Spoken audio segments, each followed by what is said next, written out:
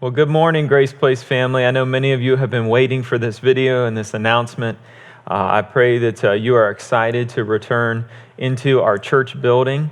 And so I'm happy to bring to you the work that the board and the staff has put together for how we are going to be conducting our services starting November 1st. So we will be re-entering our church building on November 1st, and we're going to provide two services, one at 9 a.m. and one at 11 a.m. Now, it's important to know that we will only be providing the Epic Kids Church for the 11 a.m. service.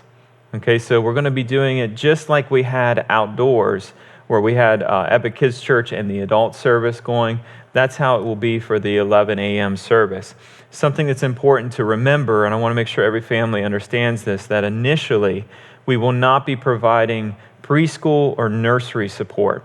That said, we will have the nursery open for parents who would like to utilize it for your babies. So I just want to make sure you know that the Kids Church service, which is ages grades,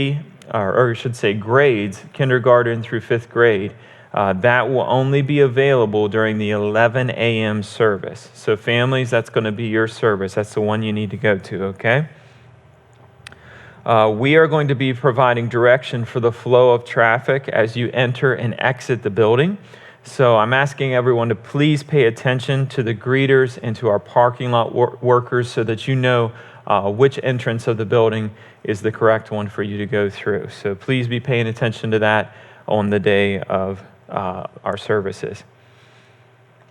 In light of the governor's face covering requirement and the CDC's guidelines on proximity, the church board is recommending that everyone age 9 and up wear a face covering until you arrive at your seat in each area of ministry.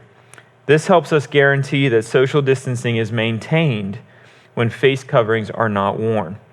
Anytime you leave your seat, though, we ask that you would put your face covering back on.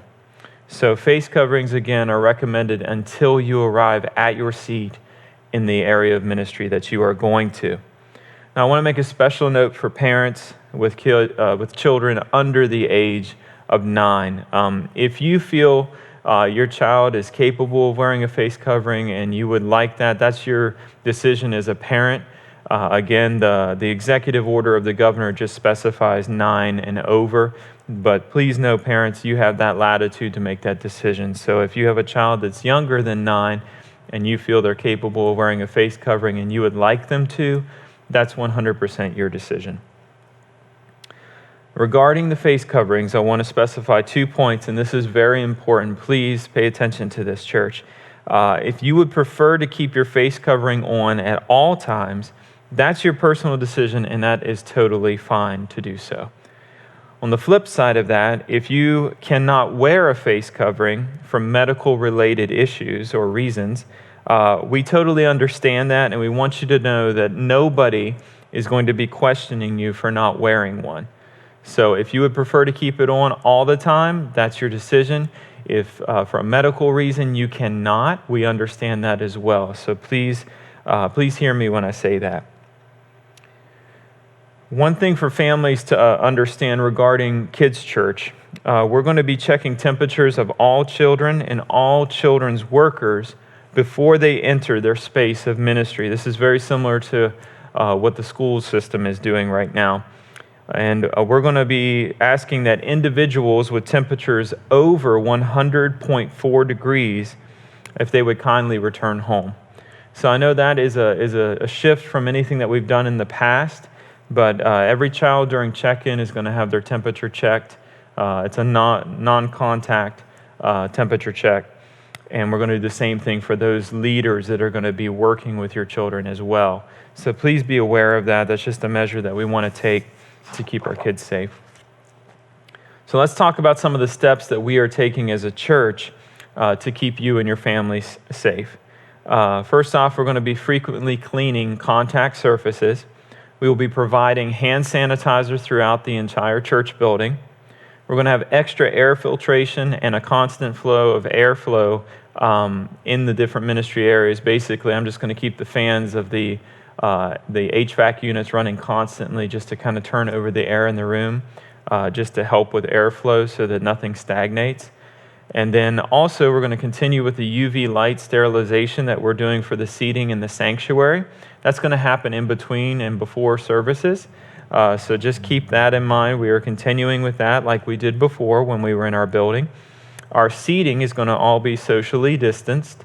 So you'll have confidence that when you sit down in our areas of ministry, there's going to be that distancing that's in place from each other. We will be providing face coverings if you are in need of one. So just know that if you don't have a face covering, when you arrive at church, we will have them available in case you need one.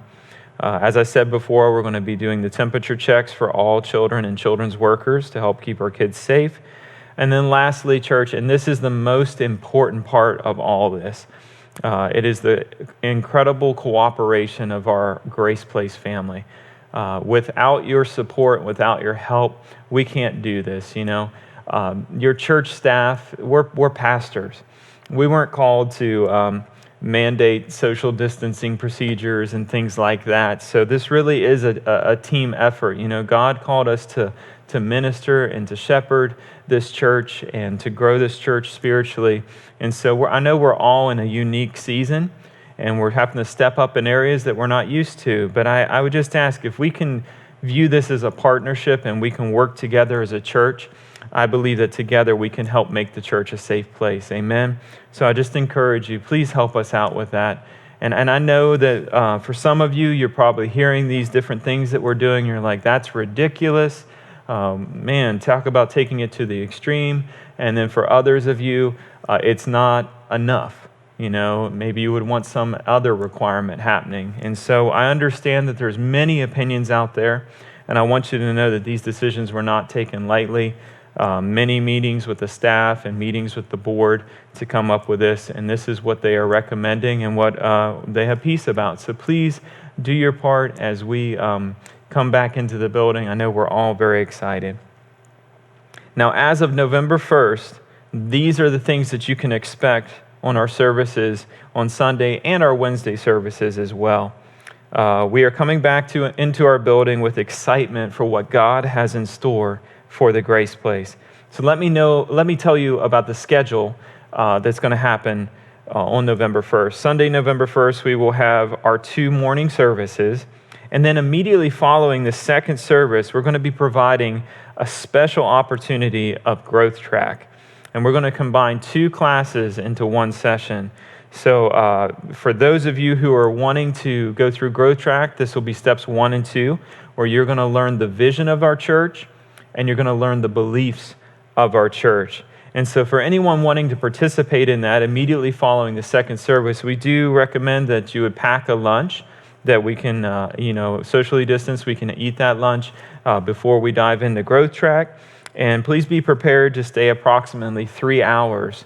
Again, we're taking 2 classes and doing them at the same time. So this is step 1 and 2. So if you need that, or you're new to our church and you want to go through that process of learning about our church, being part of ministry and the pathway to membership, I encourage you to participate in this. And then lastly, again, all of this is on November 1st, our very first Sunday back. And lastly, we will be having a night of prayer and worship Sunday night at 6 p.m. And I am just believing, church, that it's going to be an incredible night of us chasing after God, chasing after His presence, lifting up our nation in prayer. And I just strongly encourage anyone who can attend, please come out, unite with us in prayer. And I know God's going to show up, and I am so excited for what He has for this church. Well, church, that is everything I have for you. I hope that gives you a good idea of what to expect when you come back into the building this first Sunday of November as our first Sunday back in our church. Thank you so much. Have a blessed day.